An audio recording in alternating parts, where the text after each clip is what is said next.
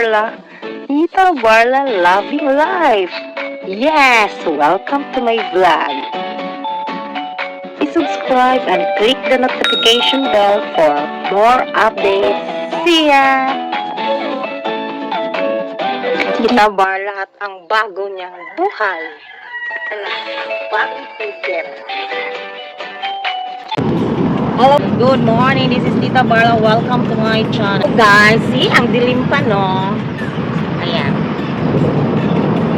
We're going to Cebu via Dapitan.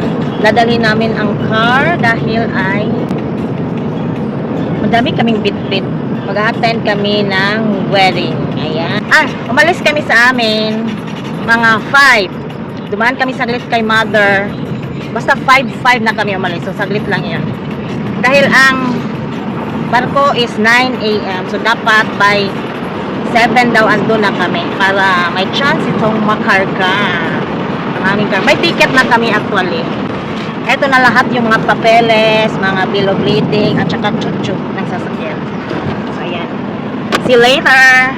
Wow, good morning! Sunday! Wow, sunrise!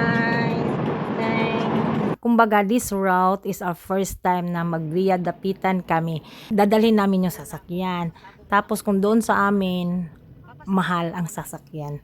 Nadala namin ang sasakyan dahil may nag-sponsor ng pamasahe.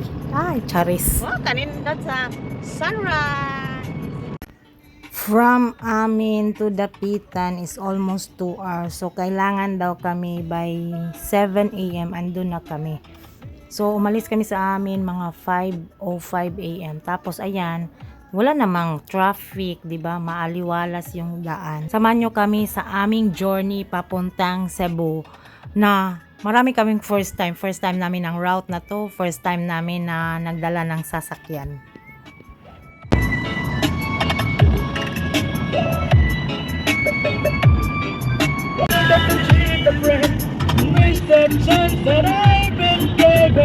So I'm never gonna dance again the way I dance with you. Oh, oh, oh, oh.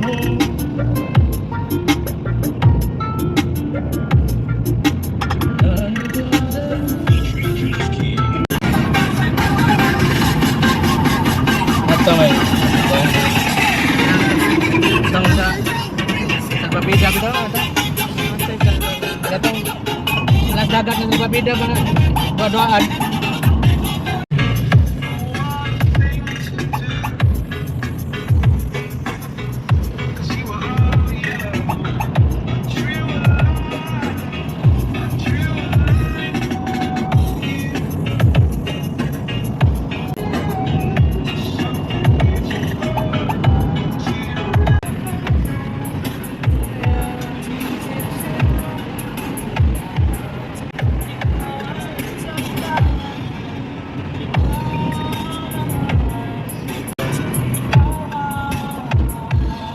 So kaya belayat na.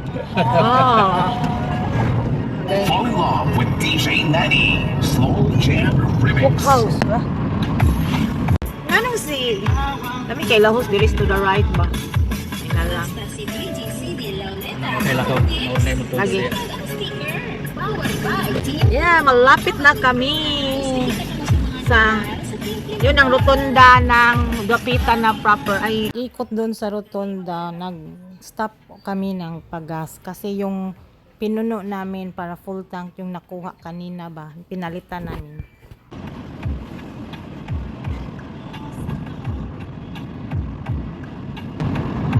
Oh, this is the place. We're going now to the pier. Ah, nice kind of.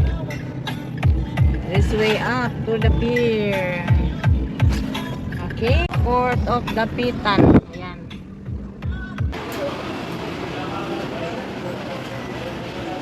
Bulibo. Ayan, buti na lang may pili. Nag-stop kami dito pala sa office ng Starlight Express kasi kukunin yung BL. Yun palang bitbit ko kanina is ticket lang pala yun at saka yung resibo. Check, it's 6:45. Punuan na lahat. Ayan, may nakalagay dyan. Fully booked. Buti na lang magkuha kami ng ticket. Marami ding nagbabaka sakali. Dito ba na pwede na naman. So may collection booth dito pag enter. First time namin nababiyahe, dala lang sasakyan. Ito pala yung mga requirements. Ito na yung mga ticket. Sa loob si Mister, pina-x-ray yung aming gamit. Ayan dito. So here we are. Excited ako. I'll be back in Cebu in a few 9 a.m. ang alis namin. Darating kami Cebu by 7 p.m. mamaya. Ayan. So, ayan. Ayan, galing pina-x-ray mga bagahe. Are? Stop. Ha? Morning. Morning. 24 hour. Ah. Here to line 3. Ano sa likod? Nara, SUV, lane, sedan, trike. Ay, Kini dito siguro ni. ang daming ding sasakyan, oh. Andun, oh. Yan na siguro yung sasakyan namin, oh. Starlight Ferries, yan na yan. Malaki din. Oh, excited. Habang kami nag-aantay na signal na papasukin na yung sasakyan, abay nakatanggap kami ng text from the office ng Starlight Ferries na ang BL daw naiwan doon sa opisina. Diyos ko, nakasalang ng sasakyan dito, hindi na pwedeng makalabas, naka-check na kami lahat. So ang nangyari, ako na lang pinalabas, pinalakad. Malayo pa pala yung office back from the pier. So ito, sus, talagang hinihingal ako kasi baka ba papasukin na yung sasakyan. Ako naiwan, di ko alam kung saan ako. Buti na lang ako yung nakapantalon at naka-rubber shoes kasi para bang madali pa yung lakad natin. Gustuhin ko mang mag-rayna-raynahan yung damit mag-travel ba, pero hindi talaga mangyayari yun kasi ako talaga ang runner. Nung nakarating ako pagbalik dito sa loob, nagantay lang kami saglit para sa go signal na papasok na daw kami sa barko. Ayun. Nagulat na lang yung mga guard ba doon sa labas. Bakit ma'am? Bakit ka nalabas? Diyos ko, hindi ko nga alam kung saan ang papasukan ng tao kasi iba naman yung pinapasukan namin sa sasakyan at sa tao. Diyos ko. So ito na yung sasakyan, si Starlight Ferries Saturn. Yan. Pagpasok namin mga ilan pa kasi ang mga maliliit ang uunahin ba. Okay, thank you. Meron pa din isa dito. Mo lagi ako na sayo. Hey, gamay pa di ay 1 2 3 nanto na. The tourist area, ito yung accommodation namin. Oh. Manghitil. Tingnan niyo yung kanto. Charger. Ay, hindi ko alam. Charger ba? Cute ang decoration lang. Dito banda, nag-check na ako kasi itong whole trip may free lunch daw nakasa doon sa ticket. So dito nagtatanong na ako kung dito ba talaga kukunin ang lunch namin. Mamaya daw i-announce nila by mga bandang 11.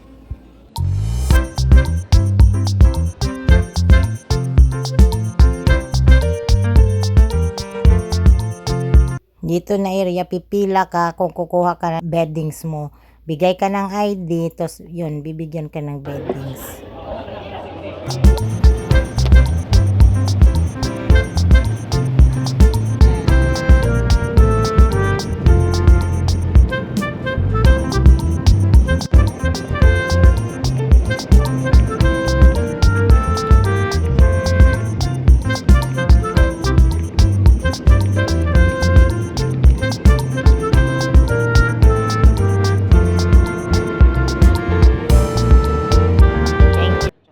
Dahil ngayon, cellphone is life, 'di ba? So madaming charging station dito. Hulog ng 5 pesos. In each tusok dyan, 3 na yung anong tawag dito? Yung pin for Type-C, for iPhone, at saka yung luma, anong tawag doon? So 5 pesos, 10 minutes.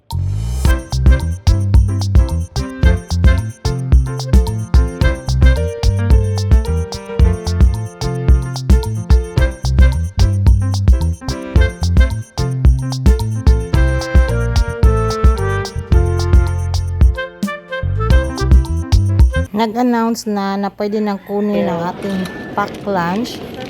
Dahil ay puno dito ang kanilang kantin, punuan na, nag-decide na lang kami na dito na lang kami sa aming tiheras na kakain.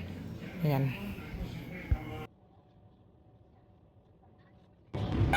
Dahil nga first time namin ng barkong ito, umiikot ako at nakita ko itong mga poster nila ba na kung nagsasaad na mga tourist spot sa lugar ng kanilang dadaungan.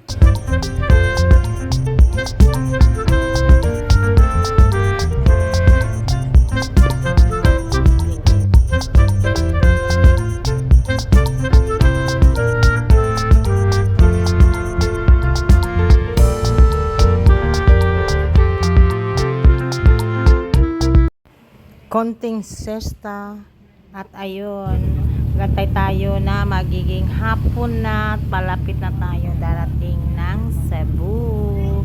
So ipapakita ko sa inyo ang Sisilex, yung bridge during gabi na kasi may lights na, di ba, napakaganda.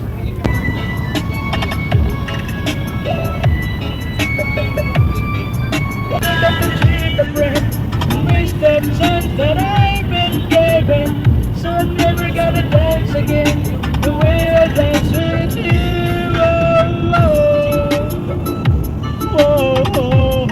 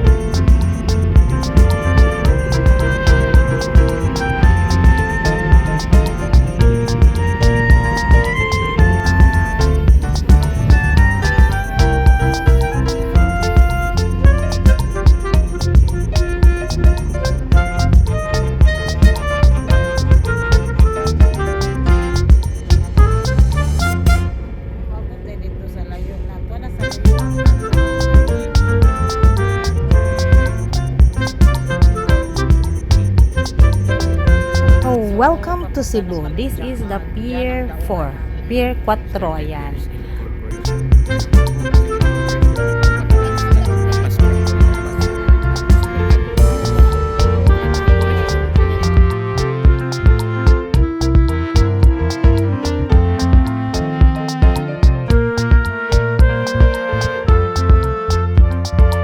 Lagi.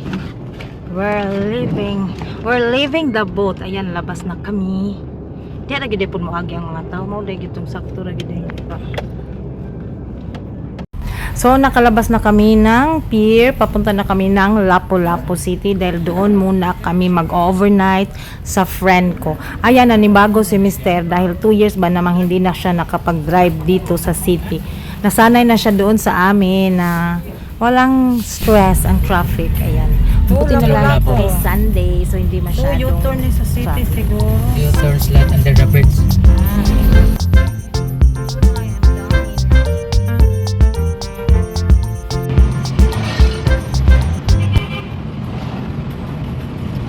We're approaching the bridge, the old Mandawi Lapu-Lapu Bridge. Di man day dapat suga. Di man maka-beauty.